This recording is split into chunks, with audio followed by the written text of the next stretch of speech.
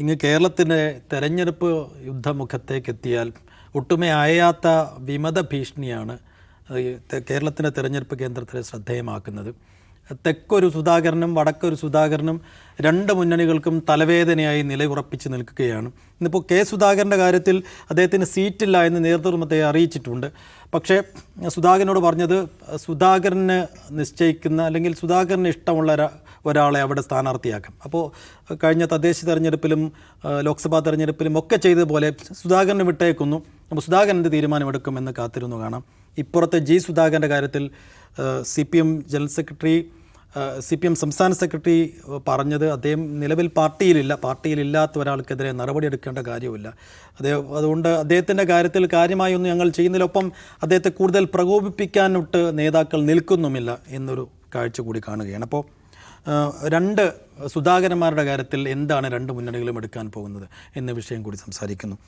ജിബിൻ ചേട്ടാ, എന്താണ് കെ സുധാകരൻ്റെ കാര്യത്തിൽ UDF എടുക്കാൻ പോകുന്ന സ്റ്റാൻഡ്, ഒപ്പം ജി സുധാകരൻ്റെ കാര്യത്തിൽ LDF? ഈ രണ്ട് സുധാകരന്മാരെയും നേതൃത്വത്തിന് പേടിക്കണം. അതാണ് ഇപ്പോൾ നമ്മൾ ഈ തുടങ്ങിയ തൊട്ട് മുമ്പ് CPM സംസ്ഥാന സെക്രട്ടറി വാർത്താ സമ്മേളനം നടന്നുകൊണ്ടിരിക്കുകയാണ്. എൻ്റെ തുടക്കഭാഗം കേട്ടുള്ളൂ. ഞങ്ങളെന്താ പറഞ്ഞാൽ അദ്ദേഹം പോയി ഇങ്ങനെയല്ല CPM നിന്ന് പുറത്തു പോകുന്ന ഒരാൾക്കെതിരെ കുലംകുത്തി മുതൽ കീ വെച്ച് വെളി ഒരു സൈഡിൽ നിന്ന് വരേണ്ടതാണ്. അദ്ദേഹത്തിൻ്റെ വീടിന് മുമ്പിൽ ഒരു ബാനറൊക്കെ വന്നിട്ടുണ്ട്, പോസ്റ്റർ വന്നിട്ടുണ്ട്. പക്ഷേ നേതൃത്വം വളരെ സൂക്ഷിച്ചും വളരെ ഡീസൻ്റായിട്ടാണ് സംസാരിക്കുന്നത്.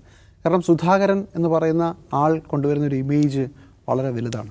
സുധാകരനെതിരെ നിങ്ങൾ പറയുന്ന ഓരോ വാക്കും, എറിയുന്ന ഓരോ കല്ലും തിരിച്ച് 10 മടങ്ങായിട്ട് തിരിച്ചു വരും തെരഞ്ഞെടുപ്പിൽ എന്നുള്ളത് സത്യമാണ്. അതാണ് ഒരു കേരളത്തിൻ്റെ ഒരു നെറേറ്റീവിൽ, അത് ഇലക്ഷൻ നെറേറ്റീവിൽ അത് മാറിപ്പോകാനുള്ള സാധ്യതകളാണ്. അത് വളരെ കൃത്യമാണ്. ഇതുതന്നെയാണ് നമ്മുടെ കണ്ണൂരെ സുധാകരൻ്റെ കാര്യത്തിലുള്ളത്. വളരെ സീനിയറായ നേതാവ്, KPCC പ്രസിഡന്റ്, അങ്ങനെ ഒരാൾക്കെതിരെ പ്രത്യേകിച്ച് ഒന്നും പറയാനൊന്നും പറ്റില്ല. പക്ഷേ ഈ രണ്ടുപേർക്കും സീറ്റ് കൊടുക്കാനും തയ്യാറല്ല. ഈ സീറ്റാണ് അടിസ്ഥാനപരമായ പ്രശ്നം എന്നുള്ളത് ഏതാണ്ട് നമുക്ക് മനസ്സിലാകുന്നുണ്ട്. ആലപ്പുഴയിലെ സുധാകരൻ അങ്ങനെയല്ല എന്നൊക്കെ പറയുന്നെങ്കിലും ആക്ച്വലി അദ്ദേഹത്തിന് സീറ്റ് കിട്ടിയിരുന്നെങ്കിൽ ചിലപ്പോൾ അദ്ദേഹം കൂടെ നിൽക്കുമായിരുന്നു. അതുകൊണ്ടാണ് അദ്ദേഹം പിണറായി സർക്കാർ വീണ്ടും വരണമെന്നും നല്ലതാണെന്നൊക്കെ അവസാന സമയത്ത് പറഞ്ഞത്. അങ്ങനെ ആയിരുന്നില്ല. ഒരു 5-6 മാസം മുമ്പത്തെ മൊത്തത്തിലുള്ള മന്ത്രിമാർക്കെതിരെയൊക്കെയായിരുന്നു അദ്ദേഹത്തിൻ്റെ വിമർശനം. ഈ നമ്മുടെ കണ്ണൂരെ സുധാകരൻ എന്താണ് സംഭവിച്ചത്? KPCCയുടെ പ്രസിഡൻ്റാണ്, MP ആണ്, ഇനിയിപ്പോൾ MLA കൂടെ ആവണം.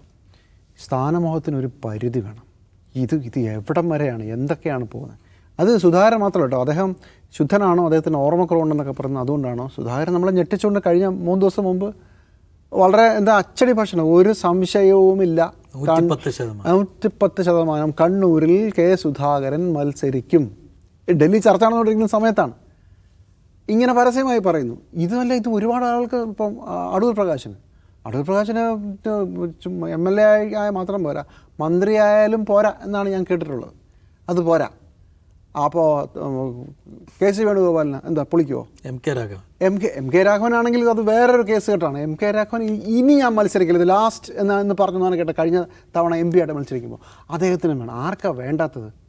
ഈ പഴയൊരു കഥയുണ്ട് കുഞ്ഞാലിക്കുട്ടിയുടെ, ഇതുപോലെയായിരുന്നു. നിയമസഭയിൽ മത്സരിച്ചു, കിട്ടിയില്ല. അത് കഴിഞ്ഞ് പാർലമെൻറ്റിൽ ഇപ്പോൾ പിടിച്ചു കളയെന്ന് വിചാരിച്ചിട്ട് പാർലമെൻറ്റിലേക്ക് ഫാഷിസ്റ്റ് വിരുദ്ധ പോരാട്ടത്തിന് പാർലമെൻറ്റിൽ മത്സരിച്ചു. പാർലമെൻറ്റിൽ ചെന്നപ്പോഴത്തേക്ക് അത് പോയി. പിന്നെ പുള്ളി പാർലമെൻറ്റിലോട്ട് പോകാറില്ലായിരുന്നില്ല. ഒരു പ്രധാനപ്പെട്ട ബില്ല് പാസ്സാക്കുന്ന സമയത്ത് ബിരിയാണിയൊക്കെ അടിച്ച് ഫ്ലൈറ്റിലൊക്കെ കയറി ചെന്നപ്പോഴത്തേക്ക് അത് പോയി കഴിഞ്ഞു.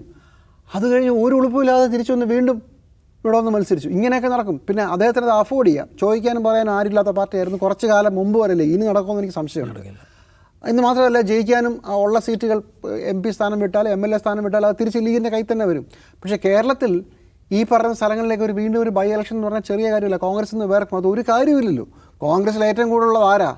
നേതാക്കളാണ്, അണികളല്ല. അതുകൊണ്ട് മത്സരിക്കാനൊക്കെ ആളെ കിട്ടുമായിരിക്കും. പക്ഷേ പ്രശ്നം സീറ്റ് ജയിപ്പിക്കുക എന്ന് പറയുന്നത് വലിയ പാടാണ്. അങ്ങനെ ഇരിക്കെ ഒരു ഉത്തരവാദിത്വമില്ലാതെ ജി സുധാകരന് വേണമെങ്കിൽ ആദർശത്തിൻ്റെ ഒരു മേമ്പൊടിയെങ്കിലും ഉണ്ട്. എന്നെ ഉപദ്രവിച്ചു, എനിക്കെതിരെ Facebook പോസ്റ്റ് ഇട്ടു, എന്നെ നുള്ളി, എന്നോട് വിശേഷം ചോദിച്ചില്ല എന്നൊക്കെ നമുക്ക് ഒരു ഇത് പറയാമെങ്കിലും ഇദ്ദേഹത്തിൻ്റെ കാര്യത്തിൽ ഈസ് ടു എക്സ്പോസ്ഡ്. എന്താ വേണ്ടത്? സീറ്റ്. എന്തിനാ? ചുമ്മാ എനിക്ക് വേണം, ഇത്രയല്ലേ ഉള്ളൂ. ഇതിനപ്പുറം എന്തെങ്കിലും ഉണ്ടോ? എനിക്ക് വേണം. അധ്യക്ഷ സ്ഥാനത്ത് നിന്ന് മാറ്റുമ്പോൾ വാക്ക് കൊടുത്തു എന്നാണ് പറയുന്നത്, എന്ന് പറയപ്പെടുന്നു. അങ്ങനെ അതെന്തൊരു വാക്കാണ് ഇത്? MP ആകുന്നു, KPCC പ്രസിഡന്റ് ആകുന്നു, വീണ്ടും MLA ആകാനല്ലല്ലോ സുധാകരൻ, കണ്ണൂർ സുധാകരൻ, കെ സുധാകരൻ ബഹളം വെച്ചിട്ടുണ്ടാകുക. മന്ത്രിയാവാൻ വേണ്ടിയിട്ടായിരിക്കുമല്ലോ. അതും ആഭ്യന്തരമടക്കമുള്ള വകുപ്പുകൾ വേണമല്ലോ. അപ്പോൾ ഈ ആഗ്രഹത്തിന് പരിധിയില്ലാതെ പോകുന്ന സമയത്ത് ഇവിടെ ഒരു തെരഞ്ഞെടുപ്പിൻ്റെ പടിവാതിക്കൽ എത്തി നിൽക്കുമ്പോൾ ഇവിടുത്തെ ഇപ്പുറത്തെ CPM വളരെ ഗംഭീരമായ അവരുടെ മെഷീനറി ശക്തമായി മുന്നോട്ട് പോകുമ്പോൾ ഇത്തരം തർക്കങ്ങളിൽ കുടുങ്ങി രമേശ് ചെന്നിത്തലയ്ക്കും VD സതീശനും സണ്ണി ജോസഫിനൊന്നും തിരുവനന്തപുരത്തിൽ കേരളത്തിൽ ലാൻഡ് ചെയ്യാൻ പറ്റുന്നില്ല. ഡൽഹി കിടക്കുകയാണ് ഒരാഴ്ചയായിട്ട്, പറ്റുന്നില്ല. ഇതാണ് അവസ്ഥ. അപ്പോൾ ഇത്രയും സീനിയറായ നേതാക്കൾക്ക് പോലും സ്വന്തം കസേരയും സ്വന്തം സീറ്റും സ്വന്തം ഭാവി, ഇനി എന്ത് ഭാവി എന്ന് എനിക്ക് അറിഞ്ഞൂടാ, പക്ഷേ അത് മാത്രമേ ചിന്തിക്കാനുള്ളെങ്കിൽ കോൺഗ്രസ് അർഹിക്കുന്ന ഒരു വിജയമോ പരാജയമോ ആയിരിക്കും അടുത്ത തെരഞ്ഞെടുപ്പിൽ അവർക്ക് കിട്ടാൻ പോകുന്നത്. അതിലേക്കാണ് കാര്യങ്ങൾ പോകുന്നത്. ഇത് വഷളാക്കിയാൽ അതാണ് സംഭവിക്കുക. ഇന്ന് നോക്കുക, എന്തൊരു ഡ്രാമയായിരുന്നു. വരുന്നു, പിണങ്ങി ഇറങ്ങി എന്നുള്ളത് ഇന്നലെ ചില സൂചനകളുണ്ടായിരുന്നു, ആരും കൺഫേം ചെയ്യുന്നില്ല. ഇന്ന് രാവിലെ അണികളോടെല്ലാം എത്താൻ പറയുന്നു. അതിനുശേഷം ഒരു ഫേസ്ബുക്ക് പോസ്റ്റ്, കണ്ണൂരിൽ ഞാൻ രക്തം കൊടുത്ത് വളർത്തിയ പ്രസ്ഥാനം എന്നൊക്കെ പറഞ്ഞ് കണ്ണൂർ എൻ്റെ ഹൃദയഭൂമിയാണ് എന്ന് പറയുന്നു. അപ്പോൾ നമ്മൾ കണ്ണൂർ ജില്ലയാണ്, അതല്ല കണ്ണൂർ സീറ്റാണ് എന്ന് കുറച്ച് കഴിയുമ്പോൾ മനസ്സിലായി. അപ്പോൾ തിരിച്ചൊരു ഓഫർ വയ്ക്കുന്നു, താങ്കൾ പറയുന്ന ആരെ വേണമെങ്കിൽ നിർത്താം, അത് നടക്കില്ല എന്ന് പറഞ്ഞ് പിണങ്ങി ഇറങ്ങിയിരിക്കുകയാണ്. ഇത് കൺട്രോൾ ചെയ്യാൻ പറ്റുമെന്ന് വെച്ചാൽ ഈ നേതാക്കളുടെ അധികാരമോഹത്തിന് മുന്നിൽ ഒരു പാർട്ടിയുടെ ഒരു സംവിധാനത്തിൻ്റെ മുഴുവൻ ആളുകളെടുത്ത പണി മുഴുവൻ ഇല്ലാതായി പോവുകയാണ്. അതാണ് സംഭവിച്ചത്. ഈ കെ സുധാകരൻ്റെ കേസ് എടുത്താൽ അദ്ദേഹത്തിന് കാര്യമായ ആരോഗ്യ പ്രശ്നങ്ങളുണ്ട്. അതുകൊണ്ടാണ് KPCC അധ്യക്ഷ സ്ഥാനത്ത് നിന്ന് മാറ്റിയത്. അപ്പോൾ ഒരു നിയമസഭാ തെരഞ്ഞെടുപ്പിന് ഒരുങ്ങാനും ഒരു MLA ആവാനും വീണ്ടും ഒരു മന്ത്രിയൊക്കെ ആകാനുള്ളൊരു ആരോഗ്യപരമായ ഒരു കെൽപ്പൊക്കെ ഉള്ള ആളാണോ? അതും കൂടി പുള്ളി തിരിച്ചറിയണ്ടേ? അല്ലെങ്കിൽ അദ്ദേഹത്തോടൊപ്പം നിൽക്കുന്ന ആളുകൾ തിരിച്ചറിയാം. ആരോഗ്യ പ്രശ്നമുണ്ട് എന്ന് മനസ്സിലാവാത്ത ഒരേ ഒരാൾ കെ സുധാകരനാണ്. അദ്ദേഹം അത് സമ്മതിച്ചിട്ടില്ല അതുവരെ. എനിക്കൊരു ആരോഗ്യ പ്രശ്നമില്ല എന്നാണ് അദ്ദേഹം പറയുന്നത്. പക്ഷേ അദ്ദേഹത്തിന് പ്രായാധിക്യത്തിൻ്റെതായ പ്രശ്നങ്ങളുണ്ടെന്ന് അദ്ദേഹത്തോട് സംസാരിക്കുന്ന ആർക്കും മനസ്സിലാവുന്നതാണ്. അദ്ദേഹത്തിൻ്റെ പബ്ലിക് അപ്പിയറൻസിൽ നിന്ന് മനസ്സിലാവുന്നതാണ്.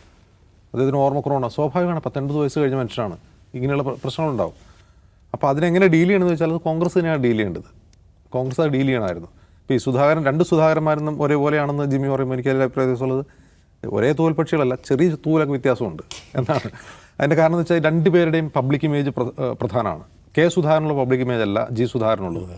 രണ്ടുപേരും രണ്ട് ഇമേജിൻ്റെ ആൾക്കാരാണ്. കെ സുധാകരൻ എന്താണ്, കണ്ണൂരിൽ CPM-നോട് അടിച്ചു നിൽക്കുന്ന കരുത്തനായ ഒരു നേതാവ്.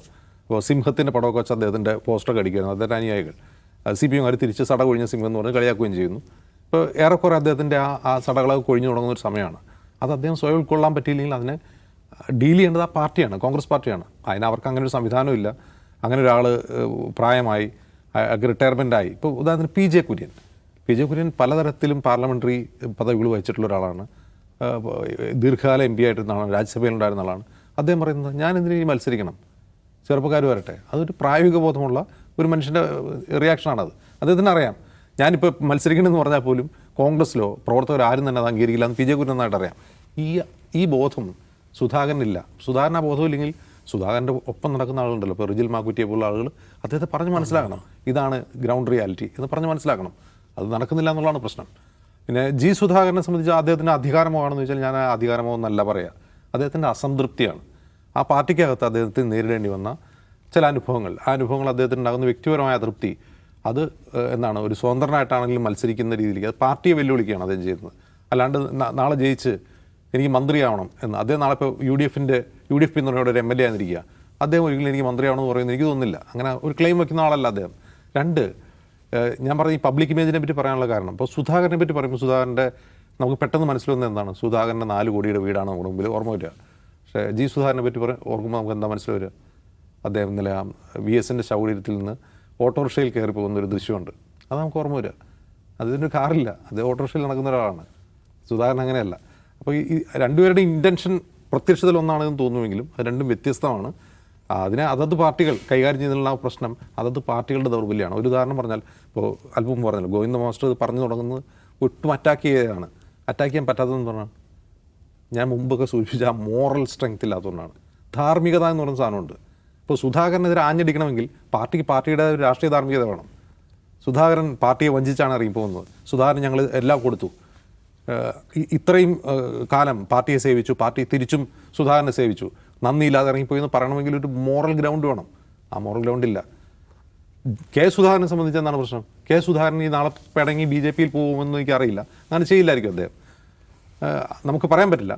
പക്ഷെ അപ്പോഴും അദ്ദേഹം തിരുത്താൻ പറ്റാതെന്നുള്ളതാണ് ഈ പാർട്ടി സംവിധാനമില്ല കോൺഗ്രസ്സിന്. അങ്ങനെ സംസാരിക്കാനുള്ള കമ്മ്യൂണിക്കേഷനുള്ള സംവിധാനങ്ങളില്ല. ഇപ്പോൾ KPCC അധ്യക്ഷൻ തന്നെ പറഞ്ഞത് ഹൈക്കമാൻഡ് ഇങ്ങനെ പറഞ്ഞു, ഞങ്ങൾ എന്ത് ചെയ്യാനാ, അതല്ലേ പറയാം, നമുക്കൊന്നും ചെയ്യാൻ പറ്റില്ല, ഞങ്ങൾ പരമാവധി ശ്രമിച്ചു, ഒന്നും ചെയ്യാൻ പറ്റില്ല എന്നേ പറയാൻ പറ്റുള്ളൂ. പക്ഷേ സുധാകരൻ അച്ചടക്കത്തോടെ ഞാൻ KPCC അധ്യക്ഷനാണ്, നിങ്ങൾ മുൻ KPCC അധ്യക്ഷനാണ്, എന്ന് പറഞ്ഞുകൊണ്ട് അതിൻ്റെ ഹൈക്കമാൻഡിനോ സംസ്ഥാന നേതൃത്വത്തിനോ ഒരു കാര്യം പറഞ്ഞ് ചെയ്യിപ്പിക്കാൻ കഴിയില്ല. അത് ആ പാർട്ടിയുടെ ദൗർബല്യമാണ്.